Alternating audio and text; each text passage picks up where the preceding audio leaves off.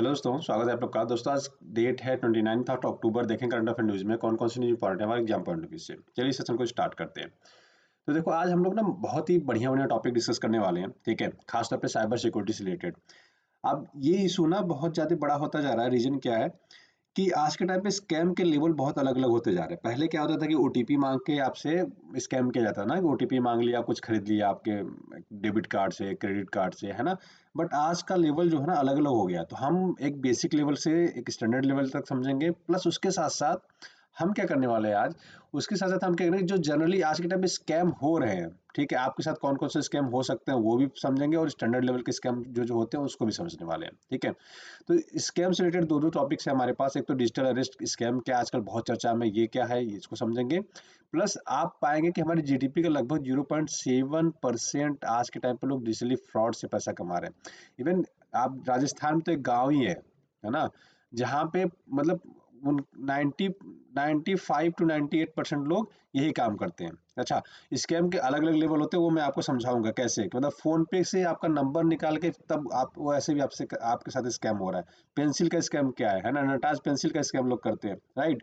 Mobile बेचने का scam क्या है, एक एक करके सब डिस्कस करेंगे, लास्ट में करेंगे, ठीक है। तो वीडियो के लास्ट तक बने रहिएगा, वहां पे मैं आपको समझाऊंगा कैसे कैसे आपके साथ स्कैम हो सकता है ना, ठीक है। स्विंग स्टेट क्या है, ये अमेरिका से रिलेटेड है, इसके बारे में हम पढ़ेंगे कि स्विंग स्टेट्स क्यों चर्चा में है ना। यूएनएफ के बारे में पढ़ेंगे, यूनाइटेड नेशन एनवायरनमेंट प्रोग्राम के बारे में पढ़ेंगे। और एक रिपोर्ट आई है, ठीक है, उत्सर्जन अंतराल रिपोर्ट क्या है उसके बारे में हम लोग पढ़ेंगे। स्पेन के प्रधानमंत्री पेट्रो सा, सा, साचेज भारत आए हैं, उनके बारे में हम लोग पढ़ने वाले हैं, ठीक है। सांचेज बोलते हैं इनको एक्चुअली में, है ना। चलो सबसे पहले बात करेंगे स्पेन के प्रधानमंत्री की। देखो अब ये पेट्रो सांचेज भारत आए तो देखो इससे बहुत इंपॉर्टेंट चीजें तो नहीं आई बाहर। हाँ, बट उन्होंने कुछ परियोजनाओं का उद्घाटन किया गुजरात में, फिर अपना एक एम्बेसी खोलेंगे यहाँ पे आप बेंगलुरु में। वो सारी चीज़ें ठीक है। मतलब मुझे नहीं लगता कि आपसे पूछा जा सकेगा कि स्पेन की नई एम्बेसी कहाँ खोलेगी, ये ऐसे क्वेश्चन न कभी बने नहीं है, तो मुझे नहीं लगता कि यहाँ से क्वेश्चन आपसे बन सकते हैं। हाँ, जो एग्जाम पॉइंट से मैपिंग से क्वेश्चन बन सकते हैं, मैंने वो आपको ऐड किया है यहाँ पे, ठीक है। तो स्पेन को अगर आप देखोगे तो देखो स्पेन सबसे पहले देखो कहाँ पे है, कौन से कॉन्टिनेंट में है, कौन से देश मतलब किसके आसपास है, तो वो सब समझना जरा जरूरी हो जाता है ना। देखो तो आपको पता होगा कि ये है नॉर्थ अमेरिका, ये है साउथ अमेरिका, ये है अफ्रीका, ये है यूरोप, ये है एशिया, ये है ऑस्ट्रेलिया, यहाँ पे है अंटार्कटिका, है ना, राइट। तो देखोगे स्पेन जो आता है ये यूरोप का पार्ट है, यहाँ से पूरा ये यूरोप है, ठीक है। तो आप पाएंगे क्या स्पेन जो है ये यूरोप का पार्ट है ना। अब इसके बाद देखते हैं कि इसके आसपास पड़ोसी देश कौन से हैं, किन सागर से इसका मतलब नाता है, किससे लगता है बेसिकली।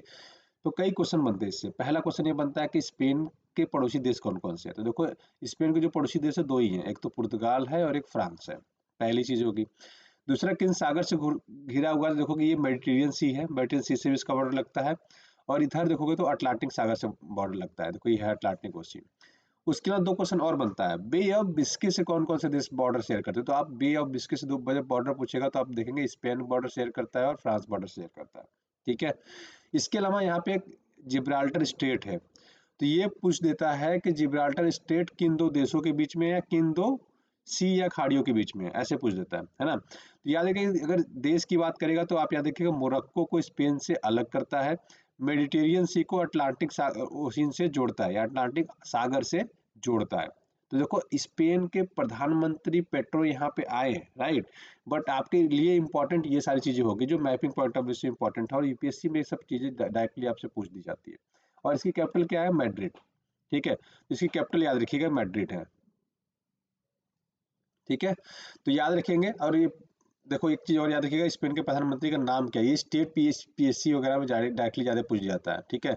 तो पेड्रो साजेन, ठीक है, साचेंज। तो याद रखिएगा, थोड़ा सा याद रखिएगा, चेंज के नाम से याद रखो, चेंज है ना, हम कहते हैं भैया फुटकर है चेंज है, तो आप ऐसे साचेंज साचेंज करेंगे तो आपको याद हो जाएगा, राइट। तो ये बेसिक चीज याद रखिएगा, पड़ोसी कौन से हैं, कौन से सागर लगते हैं, और इनके बीच में कोई स्टेट वगैरह है तो वो चीजें, ठीक है। चलिए अब आगे बढ़ते हैं, ठीक है। अब समझ में आ गया कि कैसे पढ़ना है मैप को, है ना। अब बात करेंगे, देखो उत्सर्जन अंतराल रिपोर्ट क्या होता है ना। तो अगर इसकी बात करें तो बेसिकली ये हमें दिखाता है कि जो क्लाइमेट में हम कार्बन डाइऑक्साइड या फिर ग्लोबल वार्मिंग कर रहे हैं, इसका लेवल कितना ले आ रहे हैं उसकी बात करता है ये, ठीक है, ठीक है। तो इसकी अगर हम बात करें, इसको इंग्लिश में अगर बात करें तो इमिशन गैप रिपोर्ट भी हम लोग बोलते हैं। तो ये सबसे पहले तो क्वेश्चन ये आएगा, इमिशन गैप रिपोर्ट कौन निकालता है? तो याद रखिएगा यूनेप निकालता है, यूनाइटेड नेशन इन्वायरमेंटल प्रोग्राम, ठीक है, ये निकालता है। अब एक कहानी बताता हूँ, इस कहानी से आपको ज़्यादा क्लियरली समझ में आ जाएगा। तो पेरिस में एक समझौता हुआ था जिसको हम लोग जानते हैं दोस्तों COP21, ठीक है। ये कब हुआ था? 2015। देखो यहाँ पे पेरिस क्लाइमेट एग्रीमेंट हुआ था 2015 में, जिसको COP21 के नाम से, CMP11 के नाम से जानते हैं, ठीक है। तो जब COP की चर्चा करेंगे तो CMP हम पढ़ लेंगे। तो हुआ क्या था? हुआ ये था कि उन्होंने डिसाइड किया कि देखो हम क्या करेंगे ना, जब इंडस्ट्रियलाइजेशन नहीं हुआ था उसके पहले का जो टेम्परेचर था उससे 2 डिग्री और कोशिश करेंगे नीचे रखने का। और इन्होंने कहा था ग्लोबल वार्मिंग हम कोशिश करेंगे कि 1.5 डिग्री से ज़्यादा ना बढ़े।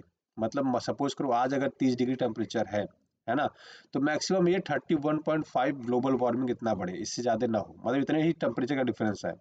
लेकिन जिस हिसाब से काम हो रहा है, जिस हिसाब से बढ़ रही है चीज़ें, ये कह रहे हैं कि लगभग लगभग 3.1 डिग्री तक बढ़ जाएगा। मतलब हमारा टारगेट सपोज करो 31.5 डिग्री का था, एग्जाम्पल दे रहा हूँ मैं आपको जस्ट समझाने के लिए, कि मान लो 30 डिग्री का टेम्परेचर नॉर्मल था पृथ्वी के लिए, हमने बढ़ा के कर दिया है कि हम मैक्सिमम बढ़ेंगे तो कहाँ तक? 31.5 तक। लेकिन इनका कहना है कि हम कितना चले जाएंगे? 33.1 तक बढ़ जाएगा, ठीक है। तो इन्होंने क्यों रिपोर्ट निकाली? इन्होंने रिपोर्ट इसलिए निकाली क्योंकि COP29 का बैठक होने वाला है अजरबैजान में, ठीक है। इसलिए इन्होंने ये बेसिकली रिपोर्ट प्रकाशित की है कि वहाँ पे ये सब चीज़ें क्या हो सके, डिस्कस हो सके, है ना, ठीक है। तो याद रखिएगा कि आप ये आपका इमिशन गैप रिपोर्ट कौन निकालता है? तो इमिशन गैप रिपोर्ट दोस्तों यूनेप निकालता है। ये थोड़ा सा इंपॉर्टेंट हो जाता है आपके लिए, ठीक है। उसके अलावा इन्होंने कितनी टेम्परेचर बढ़ने की बात की, कितने डिग्री सेल्सियस तक? 3.1 डिग्री सेल्सियस तक। पेरिस समझौता क्या है? तो पेरिस समझौता मैंने बताया था कि पेरिस समझौता ये था कि बेसिकली ये 2015 में हुआ था, जिसको COP21 के नाम से भी जानते हैं। इनका कहना था कि हम टारगेट रखेंगे कि इतने ही तक बेसिकली ग्लोबल वार्मिंग बढ़े, मतलब 1.5 डिग्री से ज़्यादा टेम्परेचर ना बढ़े। इसी को एक नाम से और जानते हैं हम लोग, क्योटो प्रोटोकॉल, ठीक है। तो ये याद रखिएगा थोड़ा सा इंपॉर्टेंट, क्योटो प्रोटोकॉल कौन से ईयर में हुआ था? आप देखेंगे PCS वगैरह के एग्जाम उठा के देखो, उसमें आप भर भर के पूछा हुआ है क्योटो प्रोटोकॉल कब हुआ था, क्योटो प्रोटोकॉल को किस नाम से जानते हैं, है ना। तो ये सब कई कई बार आपसे चीजें पूछ लेता है, ठीक। चलो आगे बढ़ते हैं। अब यूनाइटेड नेशन की चर्चा हो तो यूनाइटेड नेशन के बारे में थोड़ा सा पढ़ लेते हैं, यूनाइटेड नेशन प्रोग्राम यूनेप के बारे में। देखो यूनाइटेड नेशन की बात करो अगर मैं, तो यूनाइटेड नेशन तो देखो 1945 के आसपास बन गया, है ना। लेकिन यूनेप की बात करें तो ये बना दोस्तों 1972 में, 5 जून। अब 5 जून को कुछ होता है अगर आपको याद हो तो, क्या होता है? 5 जून को दोस्तों हम मनाते हैं इन्वायरमेंट डे, है ना। तो इसका इस्टेब्लिशमेंट हुआ था दोस्तों 5 जून 1972 को। इसीलिए इसी दिन को हमने किस डे के रूप में चुना? इन्वायरमेंट डे के रूप में चुना, ठीक है। इसके हेडक्वार्टर कहाँ? तो याद रखिएगा नैरोबी केन्या में। जो मैं आपको बता रहा हूँ वही इंपॉर्टेंट है, टाइप कैसा है ये नहीं इंपॉर्टेंट है, लीगल स्टेटस कैसा है ये इंपॉर्टेंट नहीं है, ठीक है। वेबसाइट भी इंपॉर्टेंट नहीं है, पूछता नहीं है। एग्जीक्यूटिव डायरेक्टर कौन है ये शायद ही पूछे, मतलब जनरली पूछता तो नहीं है, बट एक बार पढ़ लीजिएगा, ठीक है। एंडरसन है इसके, इंगर एंडरसन, है ना। पेरेंट ऑर्गेनाइजेशन कौन सा है? तो ये थोड़ा सा इंपॉर्टेंट हो जाता है, यूनाइटेड नेशन। तो यूनाइटेड नेशन के अंदर ही, यूएन के अंदर ही आता है दोस्तों आपका यूनाइटेड नेशन इन्वायरमेंटल प्रोग्राम, जिसको हम यूनेप के नाम से जानते हैं। इसका हेडक्वार्टर क्या है? नैरोबी केन्या में है। 5 जून 1972 को फॉर्म हुआ था, और 5 जून को ही हम इन्वायरमेंट डे मनाते हैं। आपके लिए होमवर्क ये है कि आप देखिए कि इस बार के 5 जून की इन्वायरमेंट डे की थीम क्या थी, ठीक है। आप कमेंट करके जरूर बताइएगा। अब बात करेंगे देखो साइबर फ्रॉड के बारे में, ठीक है। देखो साइबर फ्रॉड के बारे में ये कहा जा रहा है कि लगभग ये हमारे GDP का 1% हिस्सा आने वाले साल तक हो जाएगा। तो गवर्नमेंट इससे रिलेटेड बहुत सारे काम कर रही है। जो पहले के कुछ बेसिकली तरीके होते थे मैं उसकी बात करता हूँ, उसके बाद करंटली जो साइबर फ्रॉड हो रहा है उसकी बात करूंगा, है ना। तो एक होता है फिशिंग। फिशिंग में क्या होता है कि आपके ईमेल वगैरह में बेसिकली हम क्या करते हैं, अटैक कर देते हैं। ईमेल पे कुछ लिंक भेजते हैं, आप उसमें क्लिक करते हो, और हम आपका ईमेल के थ्रू जितने भी आपके क्रेडिट कार्ड डेबिट कार्ड है उसकी डेटा को हम क्या करते हैं, फॉज कर सकते हैं। मतलब हम पता कर लेते हैं कि ये चीज़ें हैं, और क्रेडिट कार्ड से कुछ भी हम लोग ऑनलाइन पेमेंट कर लेते हैं, ठीक है। ये बेसिकली होता है फिशिंग में। मॉलवेयर में क्या होता है? मॉलवेयर में बेसिकली आपके कंप्यूटर में ही हम लोग क्या करते हैं दोस्तों, कुछ डाल देते हैं जिससे कि आपके कंप्यूटर की सारी इन्फॉर्मेशन हमको मिलती रहे, ठीक है। एक रैमसमवेयर, ये सब हुए हैं चीज़ें ना। तो आपसे पूछ लेगा कि हाल ही में चर्चा में रहा रैमसमवेयर क्या है, मालवेयर क्या है, फिशिंग क्या है ना। तो रैमसवेयर जो आपका रैनसमवेयर होता है, रैनसमवेयर को देखो तो एक वानाक्राई नाम से अटैक हुआ 2016 में, जिसमें सिस्टम ही सबके ठप पड़ गए, है ना। फाइल उठा लेते हैं, ठीक है। फाइल आपकी चोरी कर लेंगे उसमें से। सपोज करो कि एग्जांपल देता हूँ, मान लो टाटा कंपनी है, टाटा मोटर्स है ना।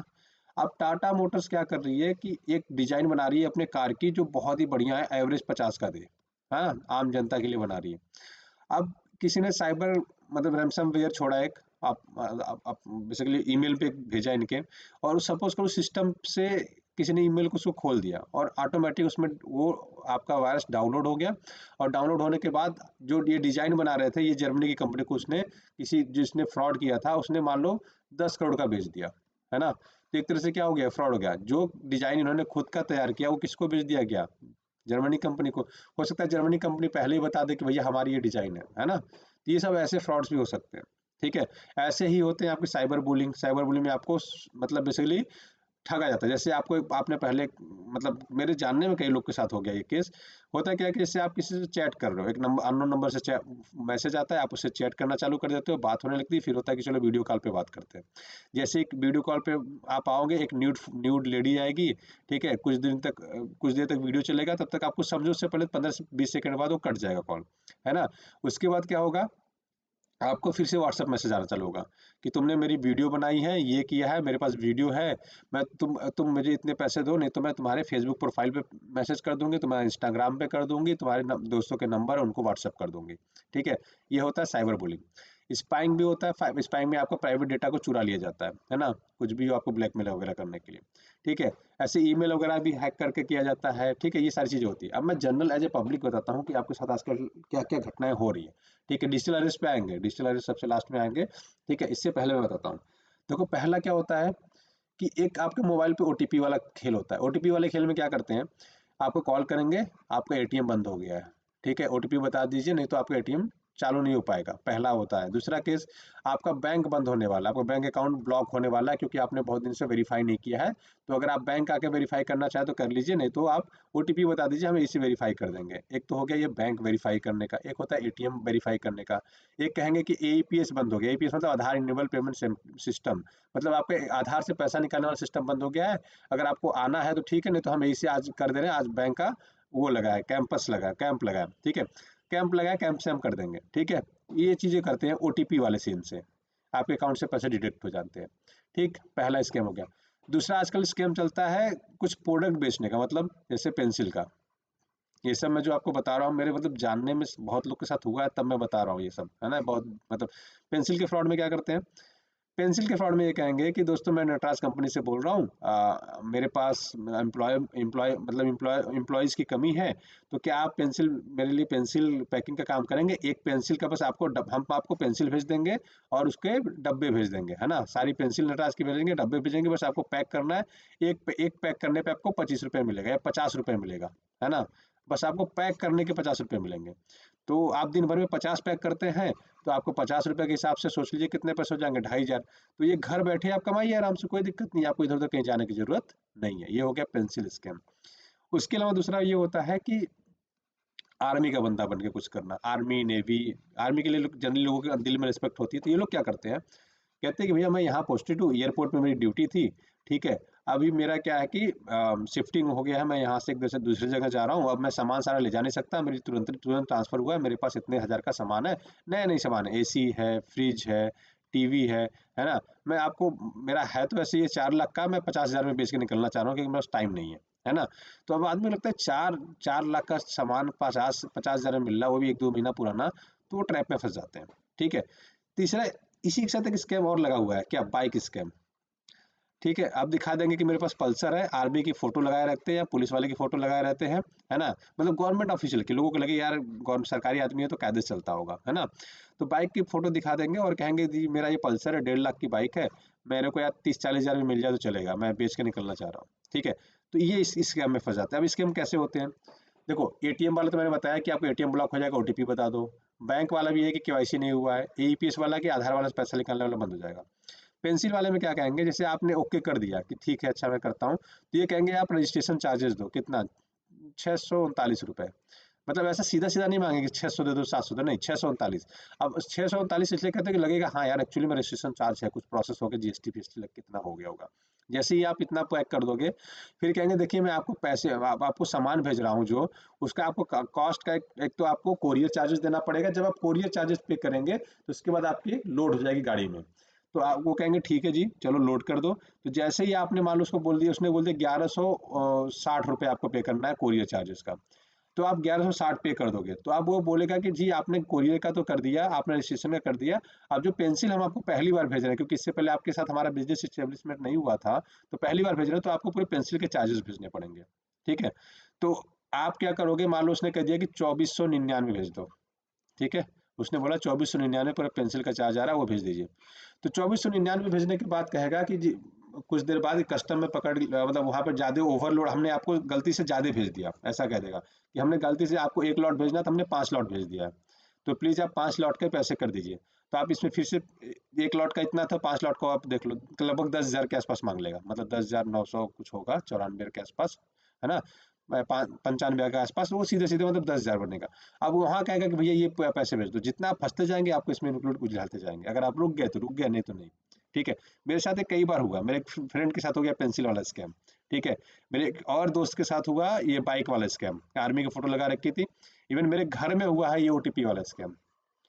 ठीक है, मेरी आंटी के साथ हो गया कि उन्होंने कह दिया कि आपका एटीएम ब्लॉक हो जाएगा, उन्होंने बिना पूछे ही ओटीपी बता दिया, दो बार बताया। फ्लिपकार्ट से उन्होंने लगभग 7,000 की शॉपिंग कर ली, एक 8,000 की शॉपिंग कर ली थी, मतलब 15,000 के आसपास उन्होंने शॉपिंग कर लिया था। ठीक है, अच्छा समझो, अच्छा है तो उनके अकाउंट में 16,000 ही थे, है ना, तो उन्होंने 15,000 निकाल लिए, 1,000 बचा, उसके बाद किया होगा, शायद हुआ नहीं, तो वो स्कैम हुआ। ठीक है, हमने कंप्लेंट वगैरह डाली, लेकिन इसमें कुछ होता नहीं है जनरली, है ना। ठीक है, अब आते हैं बाइक वाले स्कैम भी हमने समझा दिया। बाइक वाले स्कैम के एक लड़का मेरे पास आया था कि बोला भैया एक पैसा भेजना है मेरे, प्लीज़ भेज देंगे। तो मैंने पूछा किसको भेज रहे हो, तो बोला यार एक रिलेटिव है हमारे, बाइक बेच रहे हैं। अच्छा, ये लोग स्कैम भी ऐसे करते हैं ना, जैसे आपको बता देंगे कि हम, आप किसी को बताइएगा मत, अगर किसी को आप बता देंगे तो हम आपको बाइक नहीं बेचेंगे, क्योंकि इतनी सस्ती बाइक बेचेंगे, आप सबको बताएंगे तो फिर हमारी बदनामी हो जाएगी। कुछ ऐसा आपको बोल देंगे कि आप बताओ ही ना। तो बाइक वाले पर्सन ने क्या बोला कि ये हमारे रिलेटिव है, पहले हम मेरे से बोला कि आप 10,000 भेज दीजिए, मैं आपको कैश दे दे रहा हूँ। मैंने कहा ठीक है भेज देता हूँ, मैंने भेज दिया। जब भेजने गया मैं व्हाट्सअप मतलब फोन पे तो वो लिख के आया रिस्क असेसमेंट। ठीक है, उसमें ऐसा लिख के आ रहा था। तो मैंने बोला यार कुछ तो गड़बड़ है इसमें, उसको समझाया, वो मानने को रेडी नहीं, बोला मेरा रिलेटिव है, तो मैंने कहा ठीक है भेज दिया। जब 10,000 भेज दिया उसको, तो उसने क्या बोला कि नहीं 10,000 नहीं भेजना था, 8,000 और 2,000 भेजना था, आपने गलत भेज दिया। अब आप क्या करिए, फिर से 8,000 और 2,000 भेजिए, 10,000 मेरे पास सेफ रहेगा, मैं आपको बाद में दे दूंगा। तो ये सारी चीज़ें होती हैं। ठीक है, अब बात करेंगे स्विंग स्टेट की क्या होती है। स्विंग स्टेट बेसिकली क्या है कि अमेरिका में ये कुछ स्टेट ऐसे हैं जो किसी पॉलिटिकल पार्टी को, मतलब देखिए दो ही पॉलिटिकल पार्टियां हैं अमेरिका में। ठीक है, एक रिपब्लिकन है और एक डेमोक्रेटिक है। तो इसमें क्या है कि ये दोनों स्टेट ना किसी को मतलब डायरेक्टली फेवर नहीं करते, जिसके साथ झुक गए वो बेसिकली सरकार बना लेता है। ठीक है, तो इसलिए चर्चा में स्विंग स्टेट क्या होता है बस इतना जान के रखिएगा, इतना इंपॉर्टेंट है नहीं, बट मैंने ऐड कर दिया कि कभी अगर चर्चा में आ जाए, एग्जाम में डायरेक्टली पूछ लो, तो आपको पता है स्विंग स्टेट क्या होते हैं। तो ये अमेरिका के कुछ स्टेट्स के बारे में बस इतना याद रखना है। अब डिजिटल अरेस्ट के बारे में क्या बात करते हैं। डिजिटल अरेस्ट में देखो आजकल क्या हो रहा है एक लेवल की, ये लोग कॉल करेंगे, बोलेंगे मैं एफबीआई से हूँ, सीबीआई से हूँ, ईडी से हूँ, ठीक है, इन्फोर्समेंट डायरेक्टर से हूँ, और जियो से बोल रहा हूँ, एयरटेल से बोल रहा हूँ, है ना, वोडाफोन से बोल रहा हूँ। ये आपके दोस्त का ऐसा पाया गया है जिसमें आपका नंबर भी ट्रेस हुआ है कि आप इलीगल एक्टिविटी में, मनी लॉन्ड्रिंग में, इसमें बेसिकली क्या है जुड़े हुए हैं, है ना। अच्छा, बड़े बड़े लोगों के साथ हो गया, लॉयर के साथ हो गया, मतलब बड़े बड़े ऑफिशियल्स के साथ ही स्कैम हो गया, 1 करोड़ 7 करोड़ 10 करोड़ का मतलब स्कैम हो चुका है।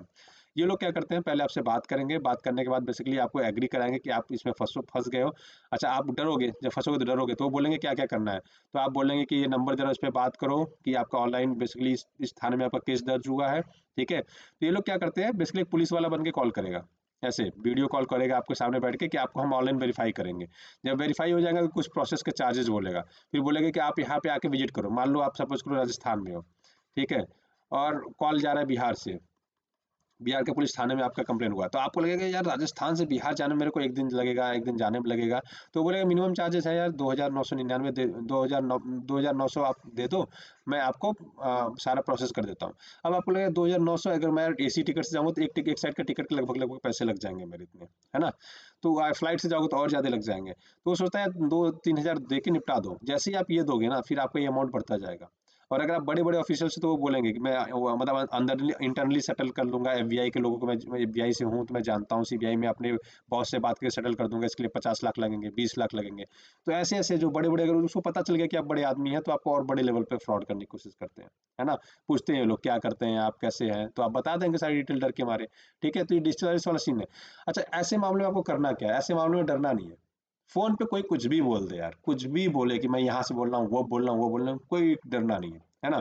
अगर बोल दे कि चलो थाने से बोल रहा हूँ, तो यार आपका कभी भी कोई केस होगा तो आपको अपने नज़दीकी थाने जाना रहेगा, है ना? लंदन नहीं जाना रहेगा। आपको अपने नज़दीकी चौकी या थाने पे जाना रहेगा, वहाँ जाके पता कर लो कि सर कुछ ऐसा हुआ है क्या? मेरे को ऐसा कॉल आया था। या 100 नंबर पे फ़ोन करके बुला लो कि मेरे को ऐसा-ऐसा फ़ोन आ रहा है, मेरे को डर लग रहा है कि ये सब स्कैम ना हो, इसलिए मैंने फ़ोन कर दिया। एकदम एज़ ए नॉर्मल पब्लिक आज के टाइम में पुलिस बहुत अच्छी हो गई है ना? तो आप अगर उनसे बात करो, बहुत प्यार से डील कर लेंगे, कोई इश्यू नहीं होना है ना? तो कभी भी ऐसा स्कैम आए तो डरना बिल्कुल नहीं है, ठीक है? तो एक नंबर है आपके लिए, अगर आपके साथ कुछ भी फ्रॉड फ्रॉड हो जाता है अगर, तो आपको 1930 पे कॉल करके पहले बात तो उसको नंबर को ब्लॉक कराना जिसने किया था, मतलब उसका अकाउंट फ्रीज हो जाएगा। इसके अलावा इसको आप cybercrime.gov.in पे रिपोर्ट रिपोर्ट भी कर सकते हो, ठीक है? और इसके लिए एक मतलब बहुत सारी इनिशिएटिव भी चल रहे हैं गवर्नमेंट का, तो याद रखिएगा आपको अपने से ही बचाव कर सकते हो, मतलब बाहर से कोई आके बचाव नहीं कर पाएगा आपका, ठीक है? तो अगर ऐसी कोई भी चीज़ होती है तो इसके लिए प्लीज़ सजग रहिए और ख्याल रखिए, और कोई भी ऐसी कॉल आए तो सबसे पहले तो काट देना है। अगर लगे कि नहीं जेन्युइन लग रहा है तो पुलिस वाले को फ़ोन करके बुला लो 100 नंबर पे, वो आएगा, बोलो ऐसा-ऐसा मेरे साथ हो रहा है, या फिर आप अपने नज़दीकी चौकी या थाने पे चले जाओ, ठीक है? वो आपको क्लियरली बता देंगे, कह रहे हैं ऐसा कुछ भी नहीं है। और देखिए कुछ भी ऐसा क्राइम होता है ना, पुलिस जाके डायरेक्ट घर आती है, फ़ोन करके बुलाती नहीं है, फ़ोन करके जाती नहीं है ना? अनलेस आपके आस-पड़ोस में झगड़ा होता है तो फ़ोन करके बुलाते हैं। आपको पता रहेगा वो झगड़ा हुआ है ना? तो इतनी चीज़ें याद रखेंगे। चलिए आज की वीडियो में बस इतना ही रखते हैं। आशा करते हैं वीडियो पसंद आया होगा। पसंद आया तो अपने दोस्तों के साथ लाइक से सब्सक्राइब करना ना भूलिएगा। वीडियो देखने के लिए बहुत-बहुत धन्यवाद। आपका दिन शुभ हो। Thank you so much. Have a great day.